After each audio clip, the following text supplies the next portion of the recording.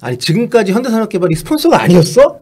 타이밍도 이상하고 왜 이거를 지금 12년 동안 안 하고 있다가 지금 와가지고 하겠다는 건지. 그래서 지금 추대현 감독의 영입설은 여러 가지 정황상 실제화 될 수 있다. 실체가 있는 걸로 보이고 대한축구협회 임시감독 선임한 소식 다들 알고 계시죠? 임시감독 시즌2입니다. 서우정 기자가 이 얘기를 하면서 협회가 협회했다.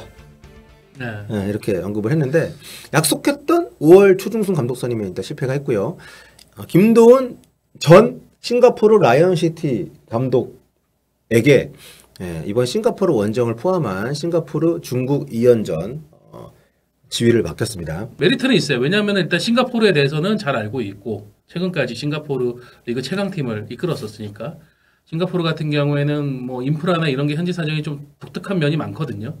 그런 거에 대한 파악이 어느 정도 됐기 때문에 싱가포르 원정에 대한 그 변수를 많이 줄일 수가 있을 거다. 그런 판단이 있었던 것 같고요. 네, 그래서 코칭 스태프 구성도 보면 이번 2연전에 최적화된 조합을 꾸리려고 했던 것 같아요. 네, 그러니까 3월에 구성됐던 코칭 스태프 중에서는 조용영 코치만 연속적으로 피지컬 코치하고 이재용 피지컬 코치 그 정도만 하고 나머지는 김동훈 감독이 또 싹 바꿨습니다. 그렇습니다. 6일 싱가포르 원정에 맞춰서 싱가포르 클럽팀 감독 출신인 김동훈 감독 선임을 했고 또 중국과의 홈 경기를 대비해서 중국에서 지도자 경험이 있는 박건아 전 수원 삼성 감독을 수석 코치로 선임을 했고요. 또 수원 삼성 감독 대행을 했었던 최성용 전 감독 대행도 코치로 합류를 좀 했고요. 이렇게 좀 임시 감독 체제, 임시 지도 체제를 구축을 좀 해서 이번 6월 A매치는 진행을 하기로 했고, 근데 지금 뭐 일단 8월까지 감독 선임을 할 거라고 했는데 뭐 시간을 벌 수밖에 없는 상황입니다. 뭐 지금 서둘러 가지고 좀 정리 안 된 상황에서 아무나 영입을 하는 것보다는 그래도 나은 선택이라고 생각을 하는데. 근데 저는 그런 생각도 들어요. 이게 난이도가 절대 낮지 않다. 왜냐하면 우리가 제시마 씨 정도의 커리어의 감독하고 했기 때문에 이제 대중들이 바라보는 그 전력강화위원회 그리고 대한축구협회 영입해야 되는 감독의 기준점이 저는 제시마 씨에서 이제 시작된다고 봅니다. 거기다가 6, 7, 8월에 물론 이제 유럽 선수권이나 코파 아메리카나 이런 대회 혹은 또 이제 유럽 시즌이 끝났으니까 새로운 후보가 나올 수 있지만은 그만큼 그 시간에 또 다른 팀들도 막 구하잖아요, 감독들을. 그렇게 되니까 난이도는 절대 낮지는 않을 거고. 그렇죠. 근데 다만 제가 지금 여러 경로로 들은 바에 의하면 마시 감독보다 적어도 유명한 한 감독을 데리고 오려고 지금 굉장히 애를 쓰고 있습니다. 될지 안 될지는 뭐 해봐야 하는 거고. 클린스만 아니에요?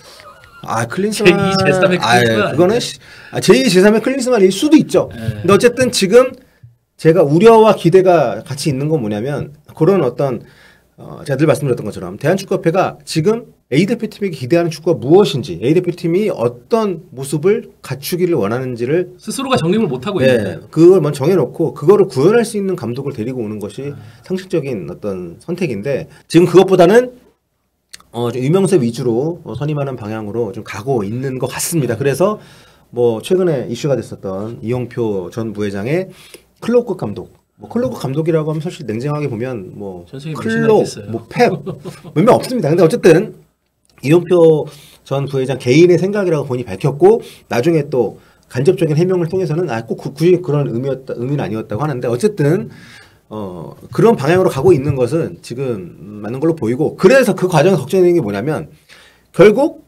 애초에는 적어도 후보 선임 과정이나 협상 대상을 정하는 과정 정도는 그래도 전력강화위원회가 정권을 갖는 것처럼 알려져 있었는데 지금 방향이 또 바뀌고 있는 것 같습니다. 근데 지금 실패한 거는 선임 시스템 오류가 결정적이었어요.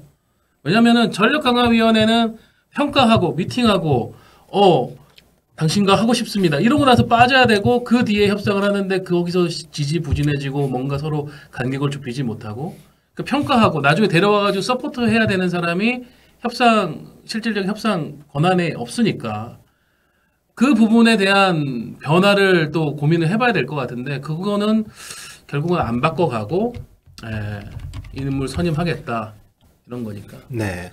그러니까 지금 전환진 본부장이죠. 경영기획본부장. 네, 전환진 본부장이 과거에 벤터감 선임 때도 그렇고 그 대한축구협회에 2000년 이전부터 있던 분입니다. 경험과 또 그 다양한 어떤 역량을 갖고 있는 분인데 협상을 좀 진행을 하는 걸로 알고 있거든요. 근데 그 전력강화위원회하고 실제 협상하는 주체하고 뭐 다를 수는 있습니다. 그런데 이게 계속 좀 소통이 되고 같이 갈 수 있는 연결성이 좀 있어야지 면담했던 사람하고 아예 다른 사람이 왔을 때 생기는 갭이나 서로 간의 소통의 어떤 오류 같은 걸 줄일 수가 있는데 아무튼 그런 시스템의 문제가 있는 것으로 알려지는데 그건 좀 개편했으면 좋겠고 전력강화위원회가 좀 약화되고 이렇게 되면 사실상 후보 선정 과정부터 전력강화위원회 윗선에서 지금 또 개입을 하기 다운이 시작을 된다. 한 거니까 네.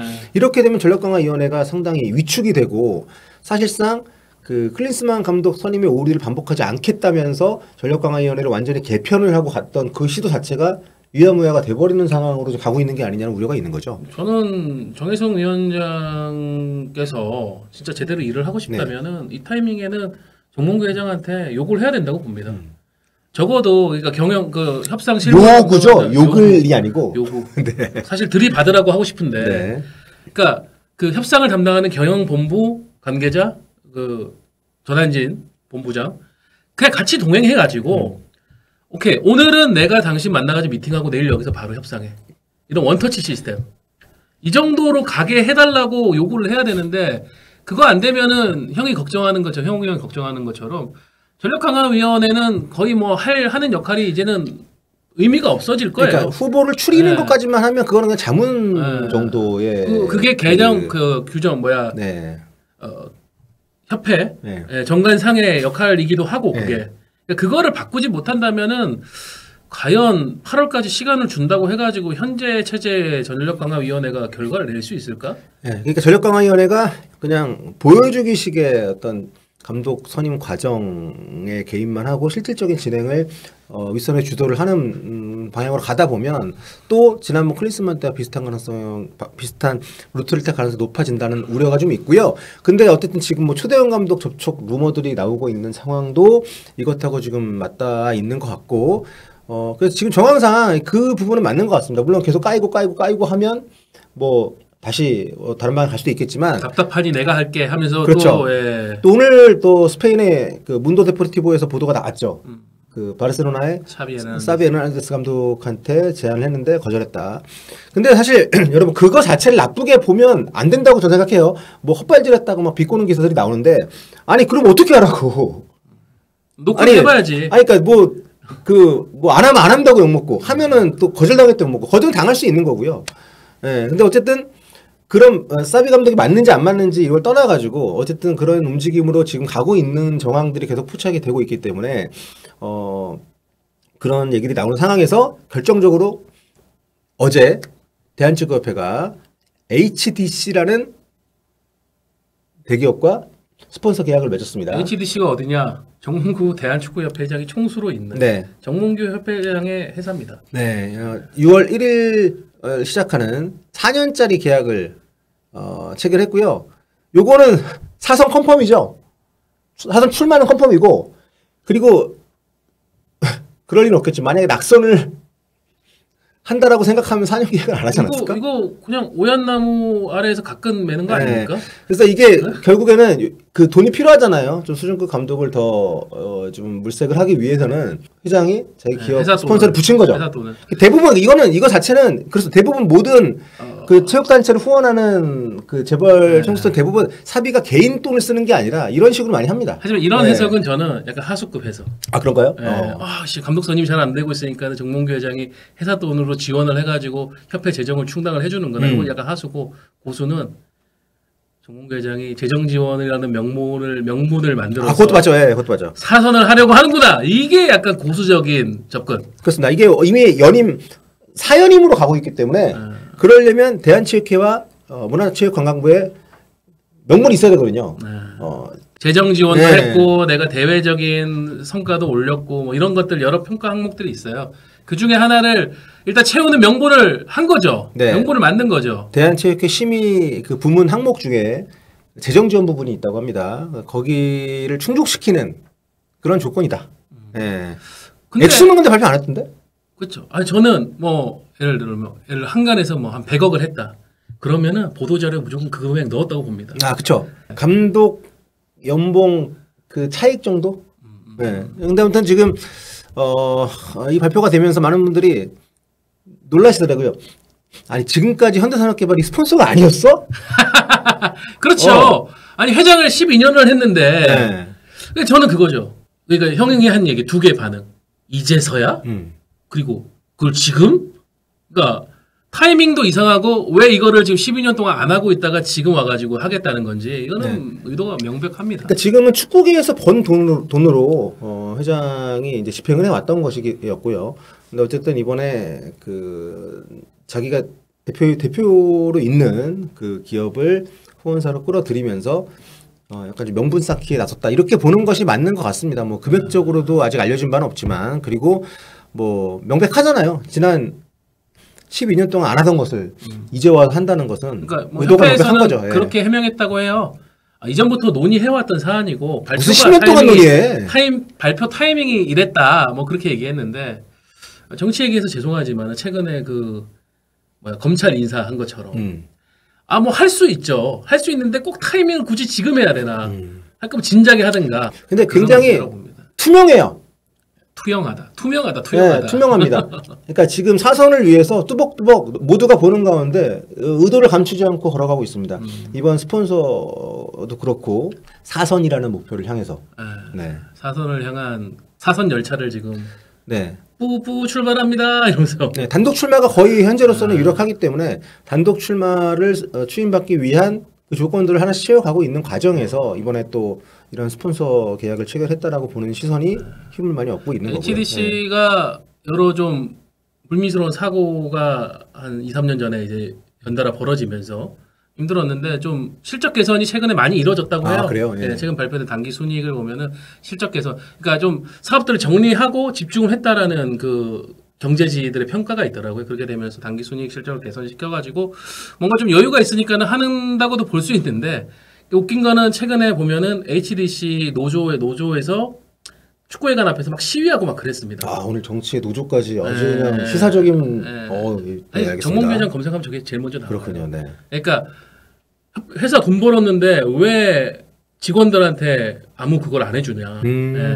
그런 식의 건데 직원들 고생하셔서 번 돈이 지금 축구협회로 들어갈 것 같습니다. 네, 아니 뭐 그거는 축구계에서는 어차피 모든 기업들의 그 후원이 아주 중요한 재원이 되기 때문에 뭐 그런데 어쨌든 이 시기적으로 봤을 때 한마디로 얘기할 수 있는 거죠. 왜 12년 동안 안 한 것을 지금 보통 대부분의 회장사들이 뭐든 하거든요.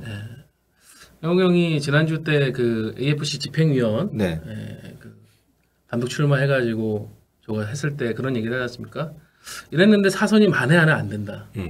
집행위원 그만두지 않을까? 그만둘 수도 있지 않을까라고 했는데 사선이 안 됐을 때 스폰서를 끊어버릴지도 모릅니다. 근데 아무튼 집행위원 그리고 그 이번에 스폰서십 계약한 거 다 사선을 위한 그 조건들을 하나씩 충족시켜 나가는 과정인 거죠. 빌드업 잘하세요. 그렇기 때문에 이번에 무조건 유명한 감독 이런 방향으로 지금 가고 있다. 애초에 여론도 안 좋고 하다 보니까는 전력강화에 맡겨서 이제 거기에서 나온 후보들을 대상으로 교섭을 하긴 했지만 지금은 좀 더 다급해졌기 때문에 집행위원, 후방 빌드업, HDC 스폰서 합류, 전환 패스, 그다음 파이널 서드하고 하프스페이스 누가 공략할래? 요거 다음이 저는 궁금해지네요. 뭔 어떤 걸로 AFC 어워즈? 네, 뭐 그것도 그 중에 일환이겠죠.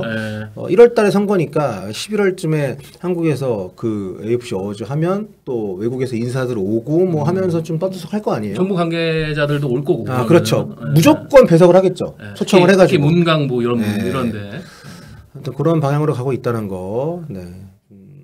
그런 차원에서 이번 HDC의 대한축구협회 스폰서 합류를 바라볼 수 있다 이렇게 말씀드리고 싶고 수상한 합류다. 수상하지 않죠. 투명하다니까요.